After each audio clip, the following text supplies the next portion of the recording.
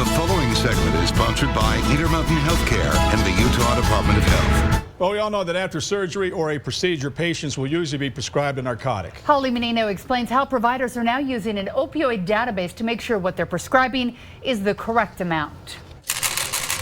That on average, you really only need 3 days for an acute condition. Intermountain Healthcare has a goal to decrease the amount of opioids prescribed for acute conditions by 40% by the end of the year. Not to leave people with untreated pain, but to prescribe a safe amount that's still adequate to treat their pain.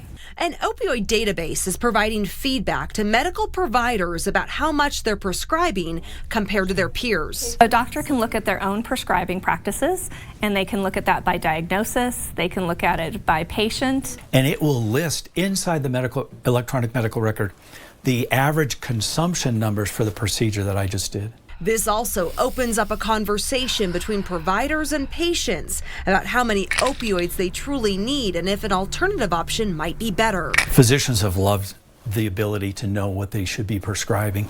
Second, patients have really welcomed that. They didn't want to be shorted on narcotics that they needed, and they also didn't want to have leftover narcotics. In addition to prescribing the right amount, Intermountain is also addressing the opioid crisis through education and awareness, as well as providing ways to safely dispose of unused medication. Finally, in 2018, everybody is realizing we've got a significant problem here.